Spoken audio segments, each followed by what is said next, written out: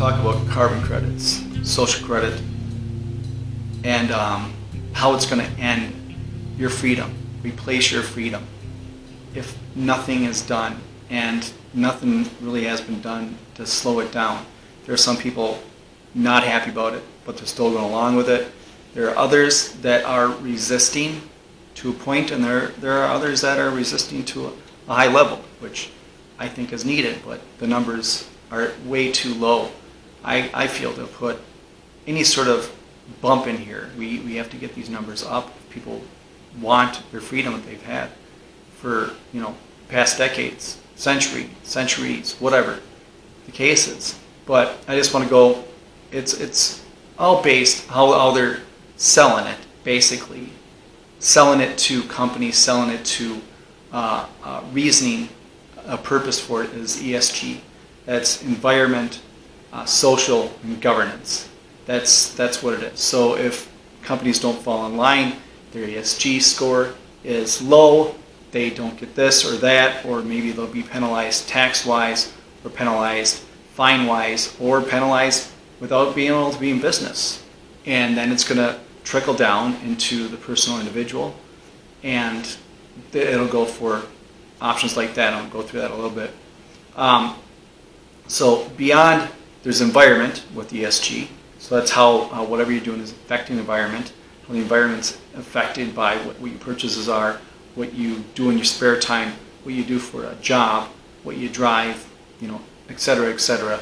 Then social is just how the government sees your social activity, how your social activity affects the relationship with the government. If you're resisting, if you're going along with it, if you're trying to be out of the system, or if you're going to be in the system and try to get other people involved, or are you one of the naysayers, one of the resistors, one of the people that are causing problems for the government. And then governance is how well along do you follow orders, how long do you pay all your stuff on time, its fees, taxes, any sort of ridiculous things that you may be personalized or penalized for if you don't follow along with it from the government standpoint. Yes, people go by all the time without pulling permits on stuff here and there. Not huge items usually, and it depends on what county they're in, what state they're in, what city they're in, that kind of stuff. But that does happen, and people do speed, and that's against government's rules, I guess, their laws, the bankers' laws, politicians' laws. But people do it. That's just the way it is. So how well are you going along with this and abiding by and obeying these government orders? That's part of ESG also, and that will affect your credit score. On the corporate level, if you a corporation, you're a small business, you're a solo business, got a business by yourself, or if you're just a person, it's going to come down to that too, and it's going to be sooner than we know it. You can see it's happening. Look at China and the UK and overseas, and stuff is coming here. So beyond the social in ESG, it's going to affect you in other ways. How's your social, your aspect of your social media? How are you getting along there? Are you causing issues in social media? How is your social stuff, interactions in your place of employment? How about interactions when you're just out in public? When you're out running errands, going to the grocery store? When you're out dropping your kids off at school or picking them up, or whatever the case is, whether you're just running errands with your children or just by yourself or whatever, or going out on a date, that kind of stuff. Any kind of social interactions you have there will affect your credit score. Immediately, probably not. But will it eventually? Yes. Will they look back at stuff, how you've done, how things have been, and you'll get penalized now for something you did in the past? Absolutely, because that's what's been going on with Twitter and all this stuff beyond that people dig out, well, this person said this 35 years ago, so now we need to cancel them. That kind of stuff's happening.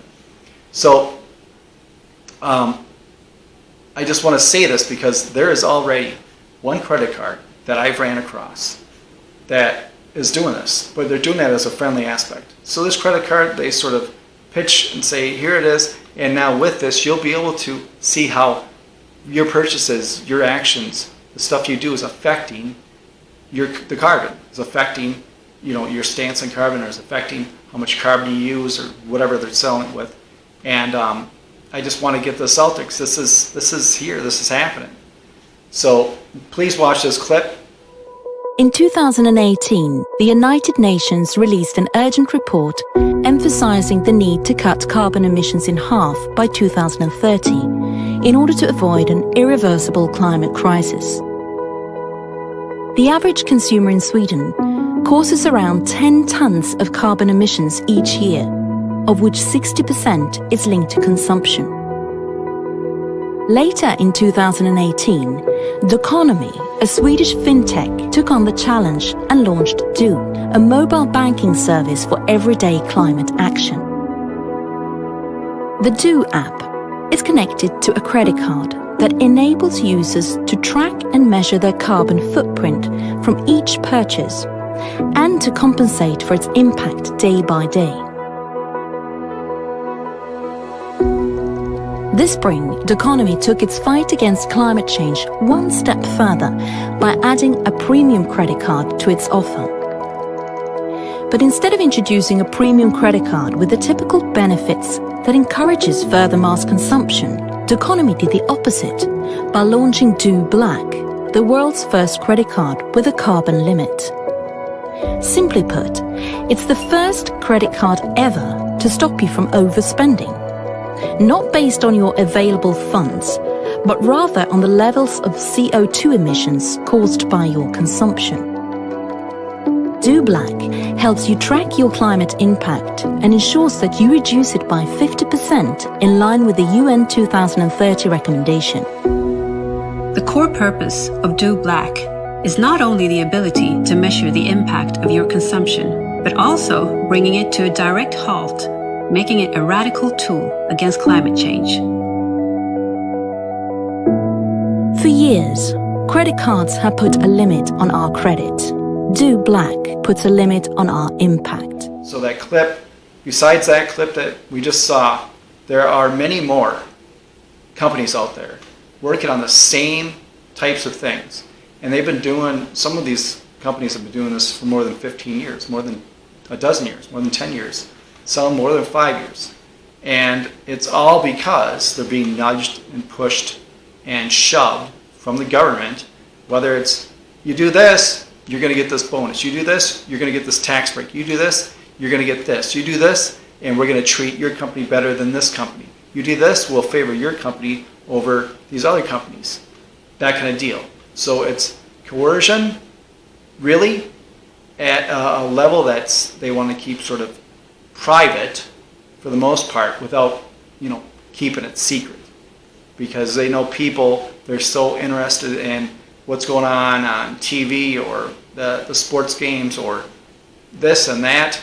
They don't feel like they have time to pay attention to this kind of stuff that may be mind-numbing to some of them, boring and just a waste of time if they got to focus on making money or enough to support their family and to pay the bills and that kind of stuff, whether it's the husband, the mother, the wife, the father, whatever, it doesn't matter. People are so focused on that, and then kids, I say that lightly, if you're 25 and under, still could be grouped in a kid if you're still going to college or whatever, just graduated and you've just been at home for the last few years just working, trying to figure things out. It's still basically a kid, because you're not really striving forward, or you haven't driven forward yet to go to your next phase, next step, and that's fine. I'm not saying anything wrong with that. But I'm saying the people in that age group are doing that. The last thing they want to think about is this kind of draconian stuff. So they're focused on, what kind of cute boys are out there, cute girls are out there, or what are the friends doing, or my friends doing, or what's going on this weekend, or what's going on next weekend, or what's going on, that kind of stuff. When are we going to get together? When are we going to do this? And it's all about their developing and growing. So, yeah, even if they even think about it, they probably feel that I don't have time for that. garbage. I will focus on my growth and my teenage years or my early 20s or whatever it is. Maybe some are career focused and like, I got to get through college, and then once there, I got to strive for getting my initial first job into the career I want, and I guess go focus on that. And I don't have time for all this stuff. I'm sure that exists too. So those people are not paying attention. Whether they have a good excuse or not, they're just not. So that's just why it's easier and easier, and this is coming on faster and faster because there's not a lot of resistance and not a lot of people not accepting this stuff. So I'm saying this is a credit card that I just talked about, saw a video of, but it's not just going to be credit cards. It's not just going to be your option to get this credit card that has the credit, carbon credit system on it, where you can go for ones that don't have it. No, they want to put this all over. They want to have this affect the whole credit, social credit thing, the whole carbon credit thing, all that stuff. They want it so it affects your credit cards, affects your debit cards, it affects your loans, any loans you want to get, that kind of stuff. I know, I think it's Australia. Right now they passed by a few years down the road. The banks are no longer offering loans for vehicles that are, gas-based. If they're gas vehicles, combustion engines, they're no longer offering loans. The banks are. They're not. And my guess is it's coercion, collusion from the government, of course, but lines of credit will be affected by this stuff. Schools will be affected by this. K through 12 and college, that kind of stuff will be affected.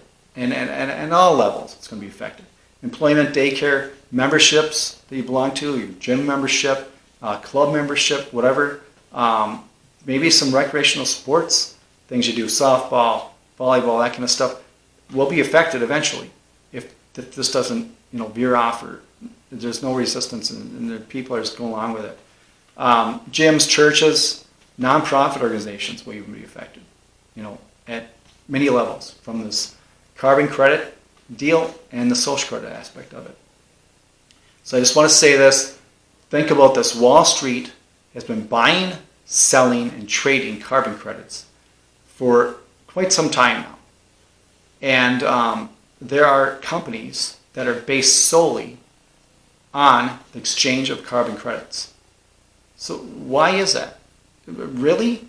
So people sell this, the government, the elites, the powers that shouldn't be, sell this as, we need to do this because we have to make the world a better place, we have to make it better for the future, la-di-da-da-da, as they're flying around in their planes, their private planes, and they're flying a couple people on it to go meet a whole bunch of other couple people here and there for meetings, that kind of stuff, Davos, the World Economic Forum, conferences, that kind of stuff.